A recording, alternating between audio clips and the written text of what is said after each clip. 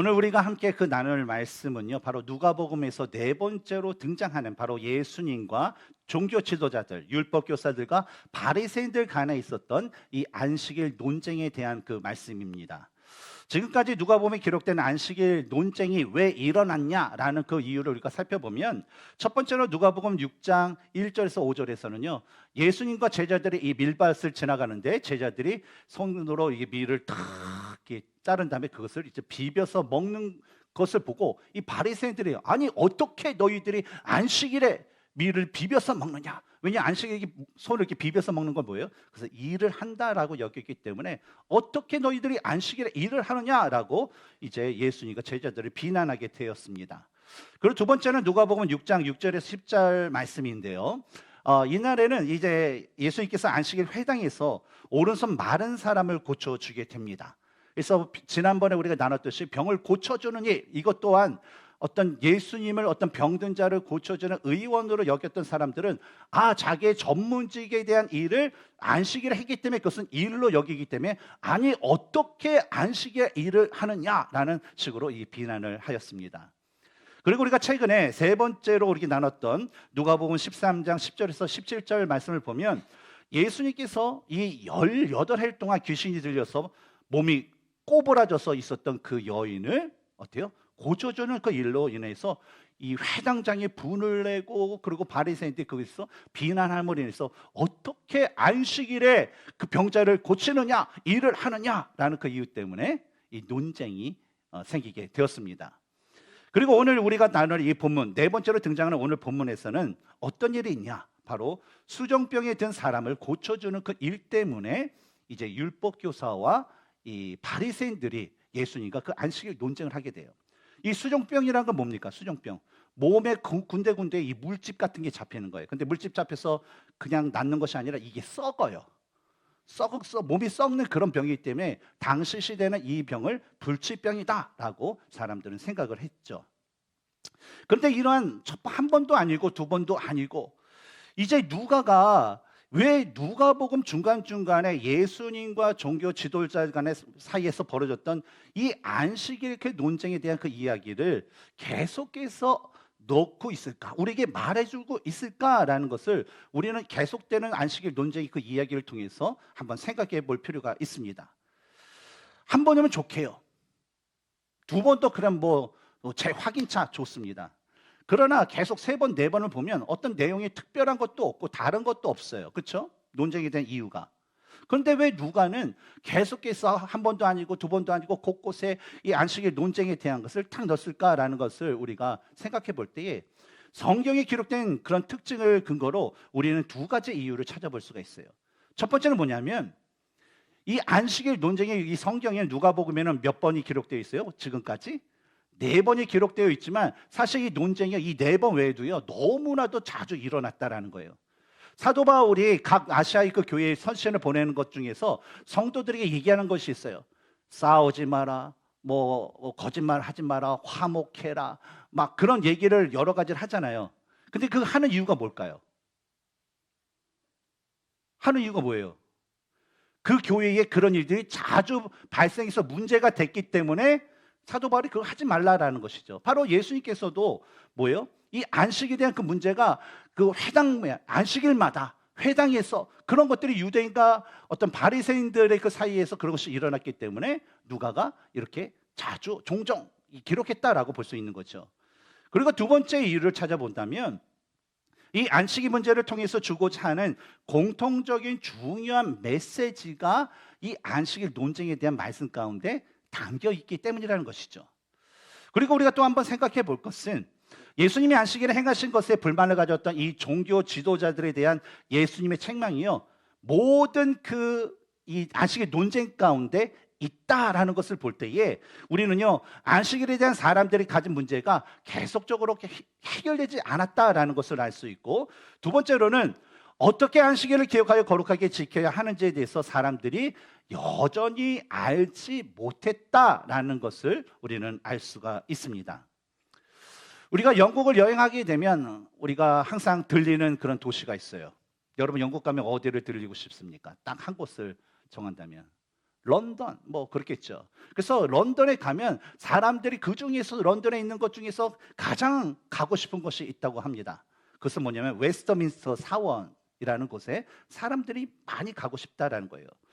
이 웨스트민스터 사원은요, 윌리엄 1세의 그 대관식이 행해졌던 1066년 이후로요, 대관식 교회의 역할을 이 사원이 수행하고 있었습니다. 그래서 많은 그런 왕족의 결혼식, 뭐 장례식, 그리고 국가적인 행사와 기념 행사를 개최하는 곳이 바로 웨스트민스터 사원이 되었다라는 것이죠.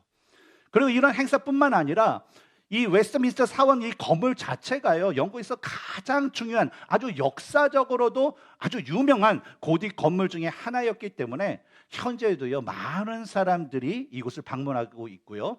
또 이곳이 교회이다 보니까 웹사이트를 제가 찾아봤거든요. 예배 시간이 있어요. 그래서 예배 시간에 참석을 하곤 하였습니다. 저도 이제 캘리포니아에 가면 이제 어느 지역에 가면 이제 유명한 교회 또 이렇게 찾아보잖아요. 근데 캘리포니아에 유명한 교회가 있습니다. 한번 들어보셨을 거예요. 크리스탈 처치 한번 들어보셨나요? 예, 크리스탈 처치. 그래서 왜 크리스탈 처치가 유명하냐? 되게 큰데 뭐 모든 사방면이 다 유리래요. 그래서 우리 아이들이 어렸을 때 아내하고 주일이고 해서 아 그래 예배를 드릴 겸해서 거기 유명하다니까 볼 겸해서 한번 가자 해서 구경을 했어요. 그때 예배 시간이 사람들이 많아요. 뭐 방문객 저가 우리 같은 방문객도 많은데 파이프 오르간이 쫙 하니까 뭐 커튼 같은 쫙 열고 그 유리 창문이 쫙 열리면서 예쁘더라고요. 근데 그것처럼 이 웨스트민스터 사원에도요 많은 사람들이 그 건물을 보려고 온 김에 또 크리스찬 같은 경우에는 예배도 드리자라고 하면서 예배도 참석했다라는 것이죠. 근데 어느 날 한 안내자가 이렇게 웨스트민스터 사원에 이제 방문한 그 많은 그 관객들을 데리고요 막 이렇게 소개를 했대요. 이것저것 이렇게 안내를 하면서 자세한 설명을 했다고 합니다.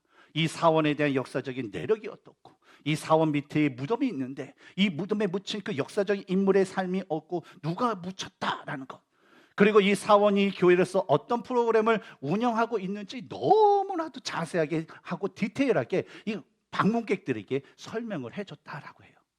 근데 그 설명이 끝나자 미국에서 온 한 그 여성도가 그 안내자에게 다음과 같은 질문을 했다고 합니다. 선생님, 진짜 이 사원에 관해서 너무 자세하게 설명을 해줘서 너무 고마워요. 잘 알았습니다. 근데 제가 하나 궁금한 게 있어요. 그건 뭐냐면 이 사원이 교회인데 이 사원을 통해서 구원받은 사람은 과연 몇 명이나 되나요? 몇 명이나 됐을까요? 이 안내원도요 진짜 수많은 그런 방문객들을 데리고 이 웨스트민스터 사원을 수없이 방문하고 참석했을 거예요. 그래서 뭐가 어디 있는지도 눈을 감고도 다 찾을 수 있을 정도로 아주 그런 지식이 그에게 있었다는 거죠. 하지만 그는 뭐예요? 한 번도 이게 교회인데 이 교회를 통해서 구원받은 사람이 과연 몇 명이 될까라는 것을 한 번도 생각해 본 적이 없었다는 거예요. 그러자 그 옆 방문객의 그 질문에 뭐예요? 이 사람은요 아무런 대답을 하지 못했다라는 거예요. 그런데 여러분, 만약에 이 사원을 통해서 구원받은 사람이 몇 명이나 될까요? 라는 그 질문을 바로 안식일을 기억하여 거룩하게 지키고 있다라고 생각하는 그 사람들에게 묻는다면 과연 그런 사람들은 어떤 대답을 할까요? 만약에 이 질문을 오늘날의 그 많은 그 교회들에 빗대어서 교회들에게 묻는다면 과연 그 많은 교회에는 어떠한 그 대답을 우리에게 줄 수 있을까요? 또한 고린도전서 3장과 6절을 보면 예수님을 믿는 그 모든 자들은 뭐라고 합니까? 하나님의 성전이다 라고 얘기하고 있어요. 그렇다면 우리 역시 뭐예요? 하나님의 성전이에요. 누가요? 우리가. 왜요? 예수님을 믿기 때문에. 그런데 우리 역시 예수님을 믿는 나를 통해서 그리스도의 그 복음을 듣고 하나님의 은혜로 구원받은 사람이 몇 명이나 될까라는 그 질문을요 사실 우리 스스로에게도 물어볼 필요가 있다라는 것입니다. 저는 오늘 본문의 말씀을 반복적으로 읽고 묵상하면서 도대체 이 말씀 가운데 예수님께서 우리에게 주시고자 하는 그 메시지는 무엇일까라는 그런 궁금증과 참 어려움이 있었어요. 왜냐하면 안식일 논쟁 우리가 초반에 얘기한 것처럼 몇 번째요 이게요? 4번째예요. 근데 내용이 뭐 특별한 게 있어요? 똑같아요. 그럼 도대체 왜 그럴까? 그냥 장수가 그냥 모자라니까 그냥 채우려고 그냥 쓰신 걸까? 근데 그렇지 않아요. 성경은요. 그렇죠? 성경은 일부러 불필요한 것을 적지는 않다는 거. 반드시 필요하기 때문에 우리에게 이 말씀도 주는 것이는데, 도대체 이 네 번째 안식일 그 논쟁의 말씀은 도대체 무슨 내용인가? 그러면서 이것을 스킵할까 말까 그런 생각도 해보면서, 그래도 뭔가가 있겠지 하면서 좀 계속적으로 묵상의 그 시간을 가졌습니다. 우리가 지난번에 나눴던 안식일에 대한 세 번째 논쟁의 단결지인 누가복음 13장을 나눌 때는 우리가 주목했던 것은 뭐냐면 안식일의 의미가 무엇인가라는 것이었습니다. 성경을 보면 출애굽기와 신명기에 안식일을 기억하여 거룩하게 지키라라는 그 십계명의 말씀이 적혀져 있습니다. 그런데 그 말씀이 적혀져 있지만 그 말씀에 대한 그 안식에 대한 의미가 다르다라는 것을 우리가 나눴어요. 그렇죠? 출애굽기에서는 하나님의 그 천지 창조, 하나님께서 이 완벽한 이 세상을 창조하셨습니다라는 그 고백과 함께 그 하나님께 찬양과 영광을 돌려야 된다라는 것. 그리고 신명기에서는 뭘 강조합니까? 그래, 하나님은 이 세상을 창조하신 분이지만 또한 우리를 애굽에서 구원하신 진정한 구세주가 되신다라는 것을 알고서 찬양하고 하나님께 영광을 돌리라는 거예요. 그리고 그 하나님께 합당한 삶을 바로 그 안식일에 어때요? 계속 묵상하고 살아가야 된다라는 것을 우리가 함께 나눴습니다. 그리고 오늘날 우리는 그 안식일을 어떤 날로 지내고 있습니까? 바로 예수 그리스도께서 완성하신 구원의 역사로 그 부활의 은혜가 확정된 그 주일을 우리는 안식일로 지키면서 동일하게 구원을 주신 그 예수님께 감사와 찬양과 영광을 돌릴 뿐만 아니라 주일을 시작으로 한 주간의 그 모든 삶에서 자신을 하나님이 기뻐하시는 거룩한 산 제물로 드리는 영적 예배의 삶을 살아야 된다라는 것을 함께 나눴죠. 그리고 이 말씀을 나눈 다음에 우리가 결단한 게 있었어요. 어떤 결단을 했을까요? 바로 금요 찬양 예배와 또 주일 예배, 적게는 2시간, 많게는 3시간이라는 이 예배를 통하여서 하나님과의 그 카이로스의 그 시간을 갖고, 또 월요일서부터 토요일까지 일주일이라는 크로노스의 그 시간을 바로 하나님과 동행하며 살기를 우리는 소망하고 그렇게 살기를 원합니다. 그렇게 살겠습니다라는 그 결단을 우리는 함께 했습니다. 여러분 기억나시죠? 이럴 때는 그렇게 하시는데 따라서 저는 오늘 그 본문의 말씀에서도요, 바로 이런 안식일의 의미에 관한 말씀을 동일하게 주신다라고 저는 생각합니다.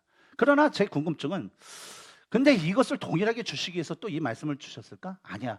무엇인가 좀 안식일에 대한 말씀을 통해서 우리에게 주시고자 하는 또 다른 그 메시지가 있지는 않을까라는 그런 질문을 던지면서 오늘 그 본문을 계속적으로 묵상했습니다. 그러다가 제가 찾은 한 가지 메시지가 있었는데, 그것은 바로 믿음의 본질로 돌아가라라는 그런 말씀이었습니다. 세 번째 논쟁이 13장 10절부터 17절의 그 말씀과 오늘 본문의 말씀을 비교해 보면요, 이 공통점과 다른 점이 있어요. 한번 손으로 이렇게 딱 해서 13장에 있던 거 오늘 본문을 이렇게 하면서 왔다 갔다 하시면서 한번 보세요. 공통점은 뭡니까? 모든 그 논쟁의 일들이 어느 날 발생이 됐어요? 안식일. 그리고 예수님께서 행하신 것이 무엇이었어요? 논쟁이 되는 행하신 일. 불치병을 치료해 준 그런 사건이라는 공통점이 있습니다. 그리고 다른 점을 본다면 13장에서는 어디서 벌어진 거예요? 장소가 회당 안에서 벌어진 거고, 오늘 본문에서는 뭡니까? 회당 예배 후에 그 회당 바뀐 한 바리새인 지도자의 집에서 이 사건이 벌어졌다라는 것을 우리는 발견할 수 있습니다.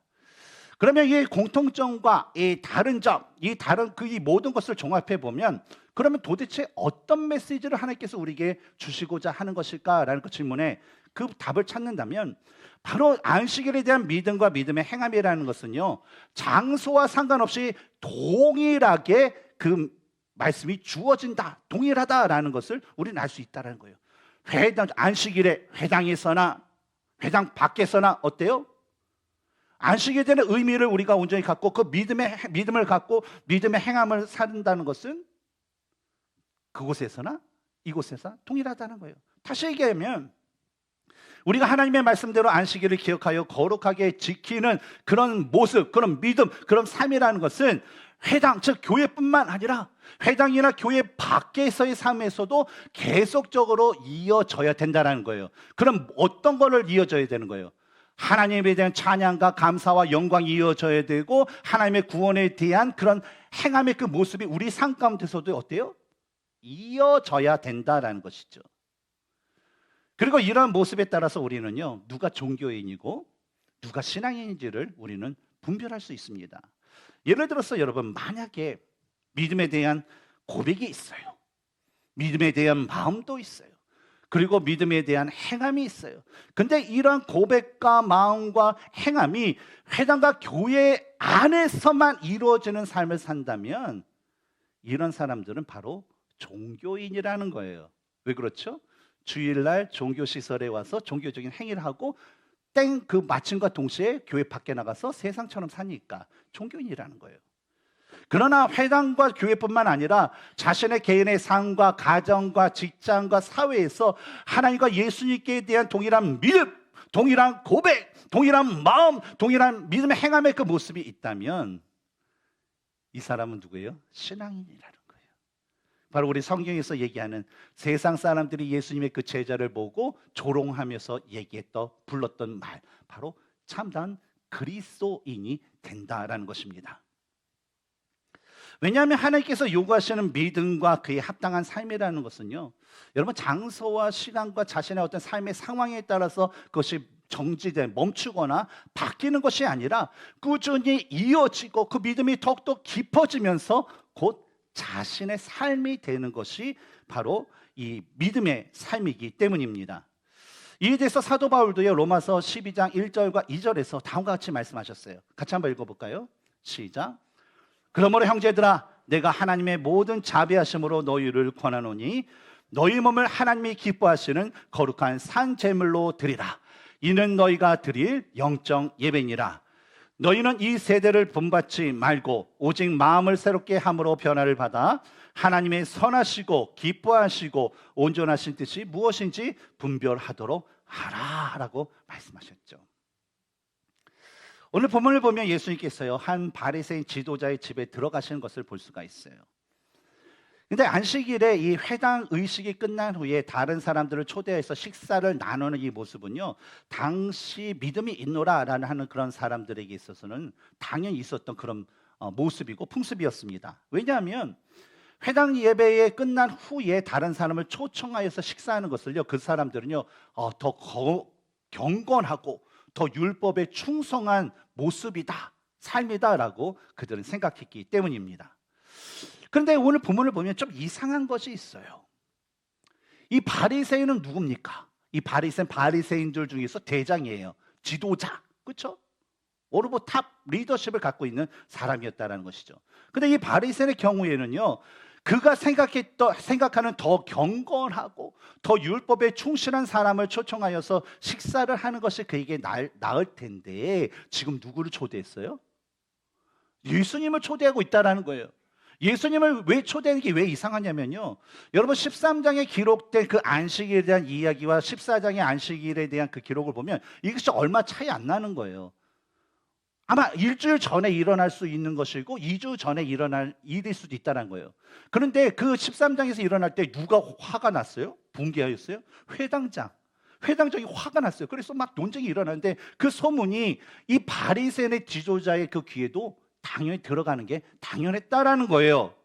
그래서 얼마 전까지만 있어도 이 안식일에 회당에서 열여러 해 동안 그냥 꼬부라져 있었던 여인을 고치심으로 회당장이 붕괴하고 회당이 그냥 난리 법석을 떨었는데 그 주인공이 예수님이다, 예수라는 사람이다라는 그 소문을 들었을 텐데 그럼에도 그가 자신의 집으로 그 예수를 초대했다라는 것은요, 우리는 이 사건을 보고서 합리적인 의심을 가질 수 있다는 거예요. 어떤 의심이냐면, 물론 뭐 바리새인들이 다 막 위선적이고 그러진 않았어요. 그래서 이 예수님 초대한 이 사람도요, 분명 뭐 좋은 의도를 가지고 예수님을 초청했을 수도 있을 것입니다. 그러나 1절 후반부를 보세요. 어떤 표현이 있죠? 그들이 엿보고 있더라라는 그 표현을 보면요, 사실 좋은 의도가 아니라 그가 예수님을 초대한 것이 단순한 어떤 뭐 관습에 의한 초대나 어떤 좋은 의도를 가지고 예수님을 초대한 것이 아니다라는 것을 알 수가 있어요. 특히 이 엿보다라는 그 단어의 시제를 보면 어떤 것이냐면 계속 끈질기게 이루어지는 것을 얘기해요. 그렇다면 뭐라고 하면 그들이 엿보고 있더라 그러면은 뭘 얘기해요? 바리새인이 쫙 모였는데 예수님이 들어오면 같이 예수님이 들어왔네, 이쪽으로 가셨네, 앉으셨네, 일어섰네, 뭘 드시네, 이렇게 하는 거예요.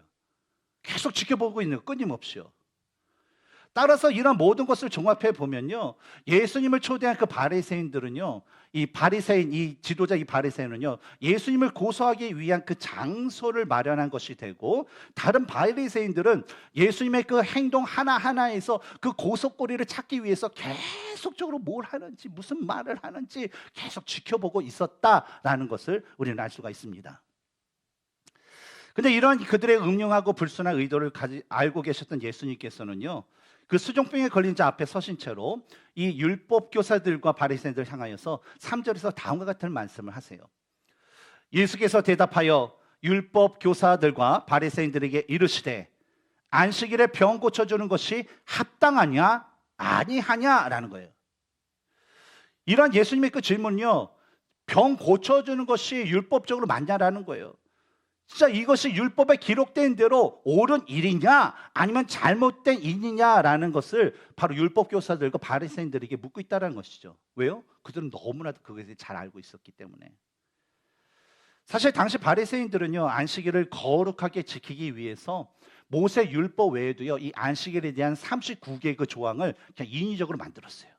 그래서 처음에 그들이 만든 이유는 그래, 우리가 안식일 더욱더 기억하고 거룩하게 지켜서 하나님 앞에 우리가 복을 받고, 우리가 징계를 받지 않고 복을 받고, 우리가 잘 살기 위해서, 좀 더 경건하게 살기 위해서, 그런 의도로 이 39개의 그 조항을 만들었다라는 것이죠. 그러나 계속적으로 세월의 흐름과 동시에 이 바리새인들이 강조했던 건 뭐예요? 선과 악의 분리.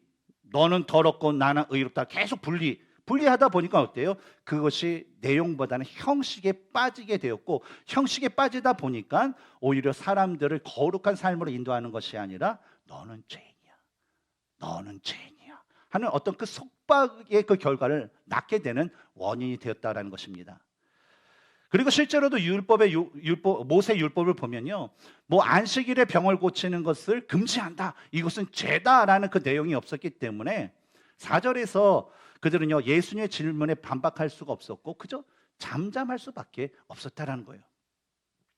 이에 예수님께서는 그 병든 자를 데려다가 그를 고쳐서 보내시게 되는데, 우리는 이 과정에서 예수님께서 행하신 특별한 그런 모습을 볼 수가 있어요. 어떤 모습이냐면, 예수님께서 그 병자를 데려다가 치료하시는 그 과정에 예수님은요, 바로 종교 지도자들이 평소 안식일에 행했던 그 모습을 흉내내시면서 그들의 잘못된 생각과 태도에 대해서 지적을 하고 계시다라는 거예요.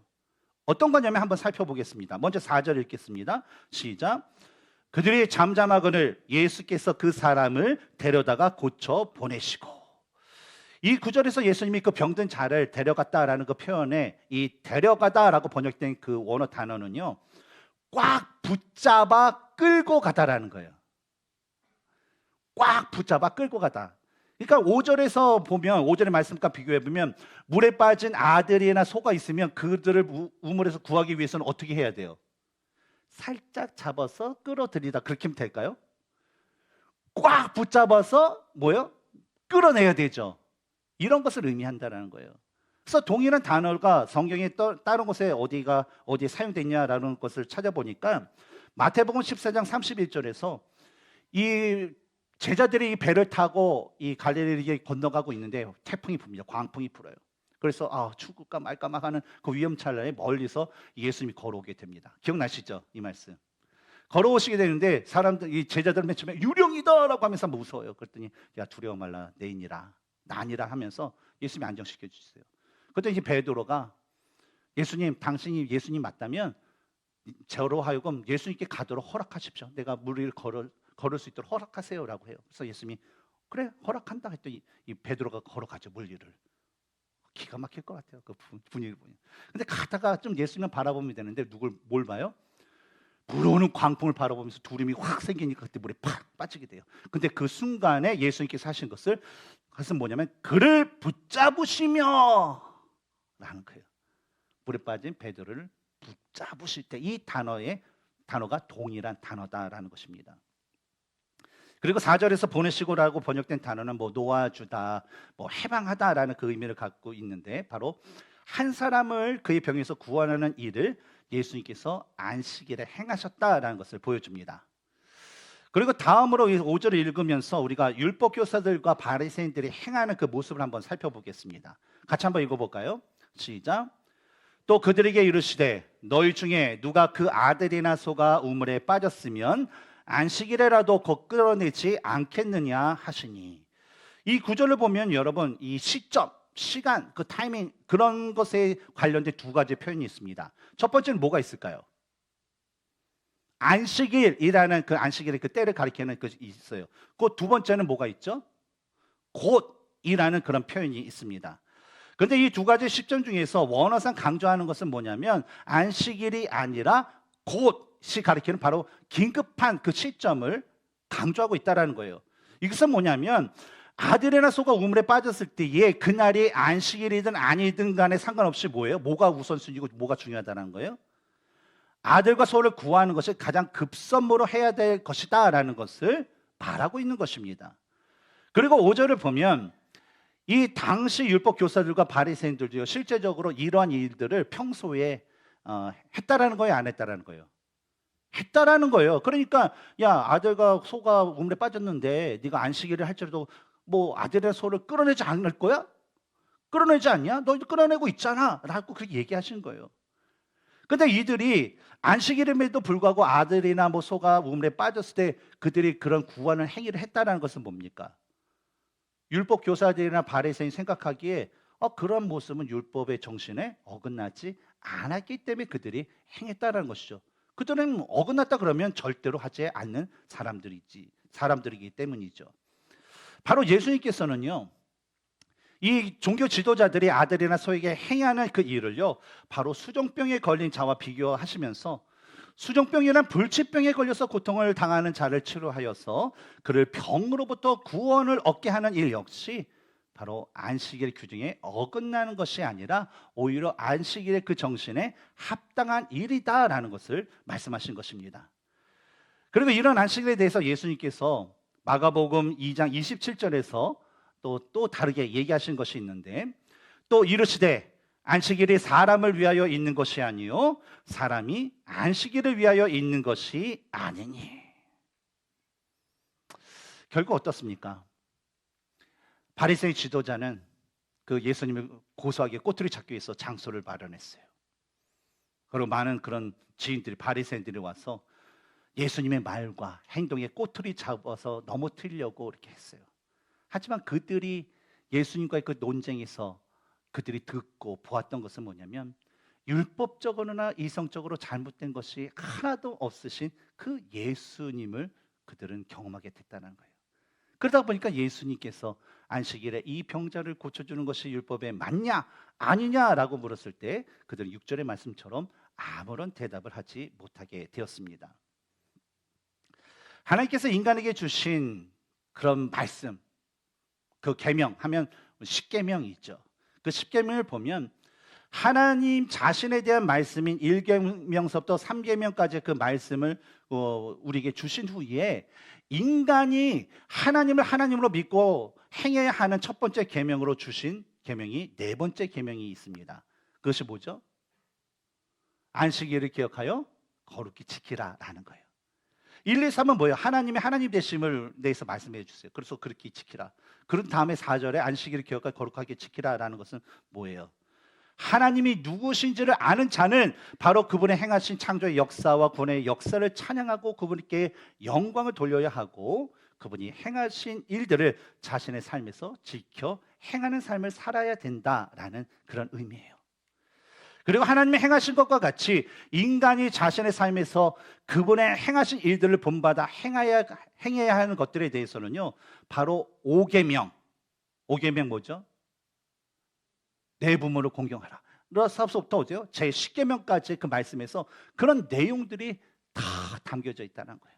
그리고 디테일한 내용이 어디에 담겨져 있습니까? 출애굽기 말씀에 20장, 21장, 22장에 그것이 담겨져 있지요.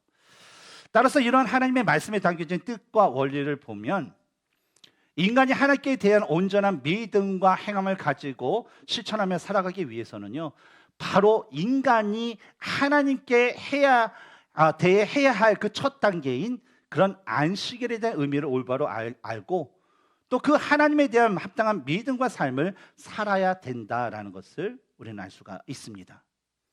저는 이러한 모습, 하나님을 하나님으로 알고 그 하나님의 합당한 그런 모습, 삶을 살아가는 그 모습을 가리켜서 저는요, 바로 믿음의 본질로 돌아가는 모습이다라고 저는 생각합니다. 예수님께서는요, 자신이 안식일에 행하는 일로 인해서 끊임없이 비난과 논쟁과 미움을 받으셨어요. 그래서 이에 대해서 우리들은요, 참 아무리 옳은 일이고 아무리 하나님이 일을 해도 예수님 왜 저러시 답답해 죽겠어 하는 마음으로, 아니 좀 바리새인과 율법 교사들 그런 사람들이 없을 때 좀 이렇게 뭐 뒤쪽으로 뭐 건물 뒤쪽으로 오라고 하든지 저쪽 골목으로 오라도 하든지 아니면 그 사람들이 밥을 먹고 있을 때 몰래 이렇게 가려가지고 하든지 좀 그렇게 고쳐주면 좋을 텐데, 아니 그냥 그대로 그 사람들 다 보는 데서 병자들을 고쳐주는 그 모습을 보면서 참 예수님 참 현명하지 못한 것 같아. 굳이 왜 그럴까? 나는 그런 생각을 가질 수 있을 것입니다. 근데 예수님께서 보여주신 모습은 뭘까요? 우리가 생각하는 어떤 이 상황의 그 타협적인 그 모습이 아니라 계속적으로 변함없이 보여줬던 건 뭐냐면, 예수님께서 자신의 눈에 그 보이는 그 순간 그 사람에게 다가가서 그 순간에 그에게 병을 고쳐주시고 귀신을 쫓아내는 그런 구원의 사역을 하셨다라는 것입니다. 저는 예수님께서 이러한 모습을 보여주신 이유가 뭘까? 라고 생각했어요. 왜 그럴까? 구태여 미움 받아가면서 왜 구태여 논쟁의 거리가 분명히 아는데도 불구하고 한두 번도 아니고 계속 이런 일을 하실까라고 저는 한번 생각해 보았습니다. 그런데 생각해 보니까 예수님의 그 마음을 조금 알 수 있을 것 같아요. 뭐냐면 예수님께서 이 땅에 오신 이유가 뭐예요? 하나님의 백성이라 하지만 하나님의 백성이 아닌 자들, 스스로 의인이다 하지만 멸망으로 걸어가는 그 유대 사람들, 이 세상 사람들을 구원하시기 위해서 오셨다는 거예요. 그런데 그들이 뭐예요? 그 예수님께서 이런 모습을 계속적으로 보여주는 건 뭐냐면, 이렇게 하나님의 말씀을 잘못 이해하고 잘못된 신앙을 가지고 있는 자들에게 바로 안식일을 기억하여 거룩하게 지키라는 어떤 그 율법의 그 말씀대로, 율법의 그 정신대로 행함으로 인해서 그들에게 믿음의 본질로 돌아가야 된다. 지금 너희들이 믿음이 있노라 하지만 아니다, 너희들은 절망으로 가고 있어. 그러니까 믿음의 본질로 돌아가야 된다라는 그 메시지를 바로 이 안식일에 대한 그 말씀, 행함을 통해서 바로 선포하고 계신다라는 것입니다. 왜냐하면 여러분, 사람들은요, 태어날 때서부터 어때요? 죽음을 향해서 가고 있어요. 아담으로부터 들어온 어떤 원죄로 인해서 모든 사람 태어나면서부터 어때요? 그냥 냅두면 다 죽음으로 가는 거예요. 냅두면 그냥 멸망하는 거예요. 그런데 그런 과정 가운데 사람이 스스로 자신의 그 죄를 깨닫는다, 스스로 하나님을 알고 스스로 하나님을 더욱더 알기 위해서 내가 배우고 훈련을 한다, 그런 모습은요, 사람에게서는요 극히 찾아볼 수 없는 그런 모습이에요. 우리 교회에서도요, 뭐 제가 이제 작년까지, 올해는 좀 덜하지만 작년까지는 그렇게 얘기하더라고요. 우리 목사님이 기승전결 성경통독입니다 라는 얘기를 해요. 근데 여러분, 제가 만약에 앞으로 10년 동안 여러분에게 성경 통독이란 얘기하지 않고 기도하는 얘기하지 않고 그냥 뭐 우리 크리스천이니까 알아서 잘한다라는 것을 제가 그냥 받아들고 리스펙해서 아무 말도 하지 않고 만약 지난다면, 우리 교회 성도들 중에서 성경 통독을 하시는 분이 과연 몇 명이나 있을까요? 거의 없을 거예요. 우리 교회에서 성경 통독을 6년 전에 시작했을 때 딱 보니까 성경을 많이 보긴 했는데 처음부터 끝까지 읽어본 경험이 있는 분들이 많지 않더라고요. 근데 이것은 우리 교회뿐만 아니라 제가 목사님들 물어보면 다 그래요. 다 그래요. 그리고 사람들은요, 어느 순간에 자신의 그 기준에 합당하다고 여기는 어떤 지식과 경험을 얻게 되면요, 그것에 집착하고 그것을 고집 부리는 그런 습성이 누구에게나 다 있습니다. 그래서 과거에 진짜 열심히 신앙생활하고 성경을 열심히 읽고 건강한 지식, 또 건강한 믿음을 통해서 하나님께 칭찬도 받고 하나님의 은혜를 받았던 그런 경험이 있어요. 근데 그 경험과 그 영광을 얻은 그 은혜만에 만족한 나머지 현재는 더 이상 하나님의 말씀도 읽지 않고 기도도 하지 않고 예배의 삶 가운데 진정으로 온전한 삶을 드리지도 못함에도 여전히 예전 걸 생각하면서 자신이 건강한 믿음, 건강한 신앙생활, 건강한 어떤 예배의 모습을 가지고 있다라고 생각하는 경우가 너무나도 많다라는 거예요. 그런데 실제적으로 어떨까요? 실적인 삶의 그 결과는 어떨까요?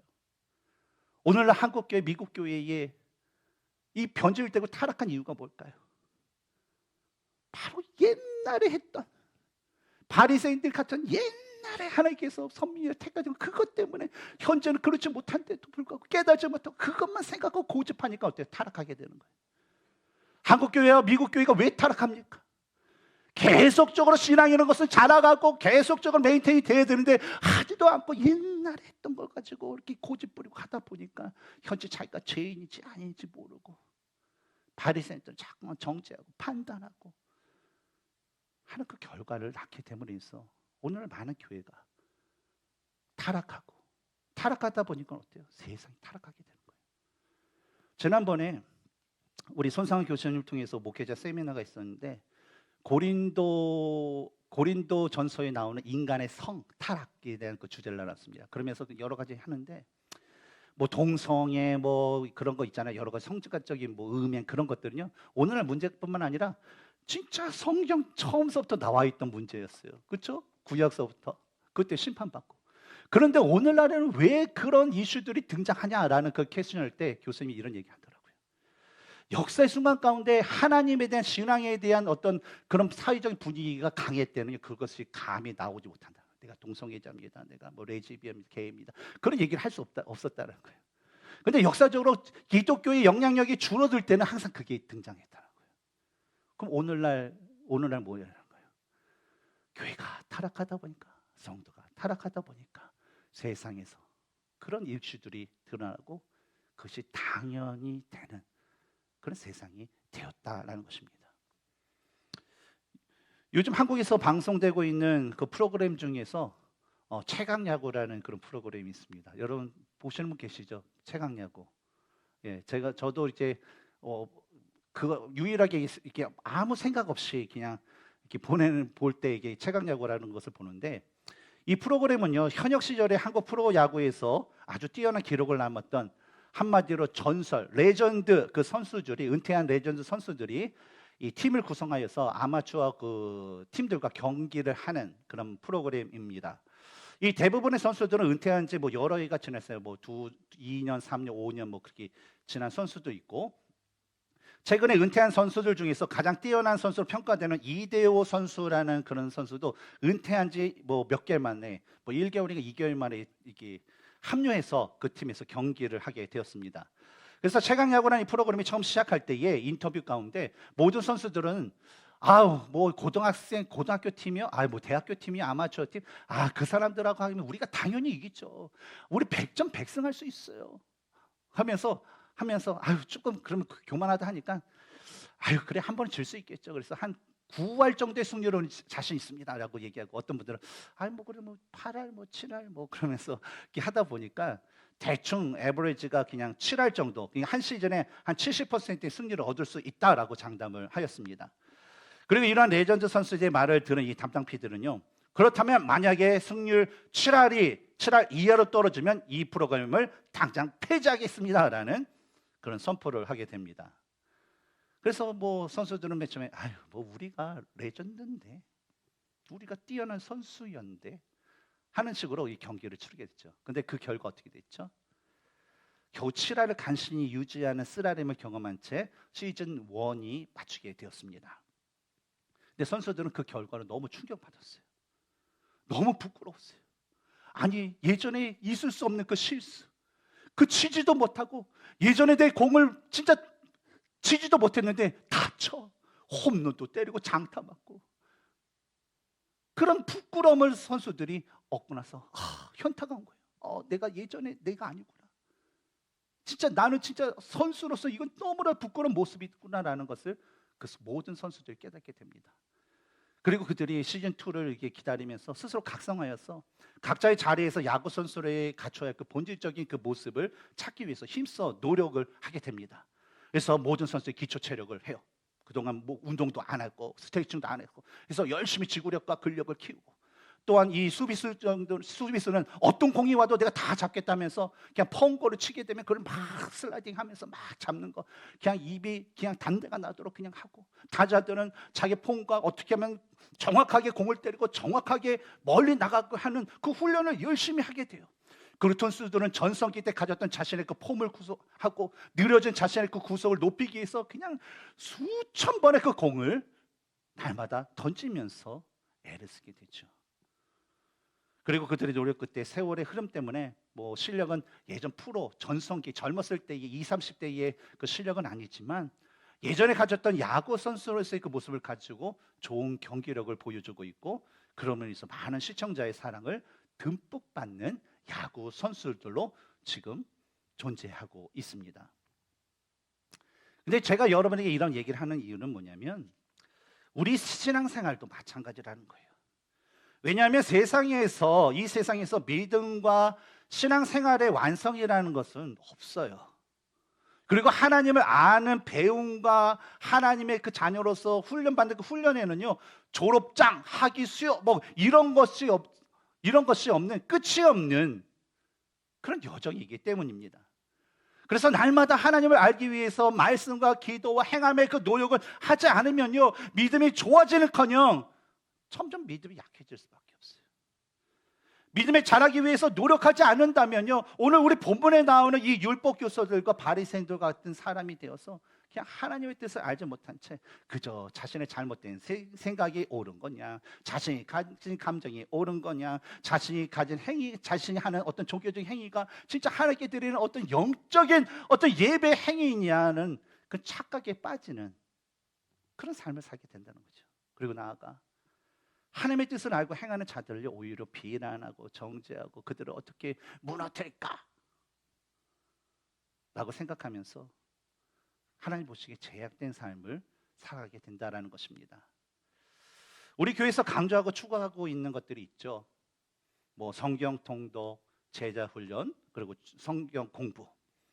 근데 여러분, 성경 통독, 제자 훈련, 성경 공부는요, 하나님께서 우리에게 주신 그 사명을 이루기 위해서 바로 성도님들로 하여금 믿음의 본질을 추구하고 그 본질 위에서 믿음이 자라가도록 가르치고 훈련하는 그런 프로그램입니다. 그러나 만약에 여러분들 중에 나는 성경 통독과 제자 훈련과 성경 공부를 하지 않아도 나는 하나님 보시기에 거룩한 하나님의 백성으로 자녀로 살아갈 수 있습니다 라고 자신 있게 얘기하시는 분이 있다면, 여러분 그분들은 이거 안 하셔도 됩니다. 할 필요가 없어요. 그렇죠? 할 필요가 없어요. 그런데 그런 분이 있으면 너무 부러워요. 근데 이런 분들은 성경 통독 안 하셔도 돼요. 제자 훈련 안 하셔도 됩니다. 그리고 성경 공부 안 하셔도 돼요. 왜냐하면 다 되어 있는데 할 필요는 없죠. 그러나 여러분, 성경을 보면요, 많은 믿음의 선조들이 있어요. 근데 그분들 중에서 말씀과 기도와 예배 생활을 제대로 하지 않으면서도 하나님의 뜻을 알고 그분의 뜻대로 살아갔던 자가 있냐라는 것을 성경을 통해서 찾아보면요, 한 사람도 없다는 거예요. 그렇다면 믿음의 생활을 하지 않는 것이 과연 성경적으로 옳을까 아닐까? 내가 성경 통독을 해야 될까 안 할까? 제자 훈련을 해야 될까 안 할까? 성경 공부를 날마다 우리가 참석해서 배울까 아닐까라는 것의 옳고 그름을 여러분 성경을 통해서 그것이 옳은지 아닌지를 여러분이 판단하시고 여러분들이 결정하시기 바랍니다. 저는 목사지만요, 말씀과 기도와 예배 생활이 진짜 제 삶 가운데 건강하게 이루어지지 않으면요, 좀 여러분께 창피하지만 저는요, 하나님 보시기에 합당한 어떤 영적인 생활, 일상생활, 솔직히 저는 제대로 할 자신이 없습니다. 왜냐하면 저는요, 하나님과의 그 교제 없이는요, 한순간도 저는 온전히 살 수 없고요, 그냥 제 어떤 순간순간 육적인 어떤 그 정욕에 따라서 죄를 질 수밖에 없는 그런 연약한 존재이기 때문에 그래요. 그래서 저도요, 계속 성경통 여러분과 같이 해요. 성경통독 하고. 제가 제자 훈련을 여러분과 함께 했지만, 제자 훈련하면서 우리 훈련생 우리 집사님을 통해서 저도 훈련 받아요. 저분 저렇게 사는 거 나는 왜 그렇게 못 살까? 제가 말은 하지 않아도 그런 거 저도 훈련을 그렇게 받고 있어요. 그리고 예배 시간에 집중해서 어떤 나의 어떤 환경과 그것을 다 벗어나서 진짜 하나님께서 들으시는 온전한 찬양과 예배와 기도를 드리기 위해서 어때요? 최선을 다해서 저는 그 예배에 임하고 있습니다. 그리고 만약에 하나님의 말씀을 알고 깨닫고 그분의 뜻대로 온전히 사는 분이다라고 그러면요, 저는 그분의 모습들은 바로 성경에서 예수님이 보여주셨던 것처럼 가장 낮은 자리에서 바로 교회와 성도들을 섬기고 하나님께 주신 그 사명을 감당하기 위해서 자신을 부인하고 날마다 자기 십자가를 지고 살아가는 모습을 보여주실 것이라 저는 믿습니다. 물론 우리는요, 때때로 인간의 연약함으로 인해서 방황할 수도 있고 믿음이 흔들릴 수도 있어요. 그러나 하나님께 회개하고 믿음의 본질을 찾기 위해서 우리가 말씀과 기도와 예배 가운데 돌아온다면 성령 하나님의 그 은혜로요, 우리는 하나님의 거룩한 자녀로서의 그 본질적인 모습을 우리는 되찾을 수 있을 것입니다. 하나님은 오늘날에도 모든 그리스도인들에게 안식일을 기억하여 거룩하게 지키라 라는 그런 말씀을 했어요. 하나님을 온전히 알고 그분의 행하신 일을 찬양하고 영광 돌리며 그분의 뜻을 자신의 삶에서 이루며 살아가라 라고 말씀하신다라는 것입니다. 사랑하는 성도 여러분, 저는 우리 모든 성도님들이 바로 하나님을 하나님으로 온전히 여기고 또 하나님으로 온전히 여기는 그 믿음의 행함을 통하여서 믿음의 본질 가운데 쓰고 그 본질을 굳건히 지키면서 믿음의 삶을 살아가시는 모든 성도님들이 되셨으면 좋겠습니다. 우리가 지켜야 될 것, 우리가 간직해야 될 것은 뭐냐? 바로 하나님께서 말씀하신 믿음의 본질이다라는 것. 누가 뭐라고 해도 이 하나님의 나라가 이 땅에 임할 때까지 우리가 지켜야 될 것은 믿음의 본질이라는 것을 분명히 알고 여러분에게 주어진 믿음의 삶을 주님과 함께 동행하시기를 주님의 이름으로 축원합니다. 함께 기도하겠습니다.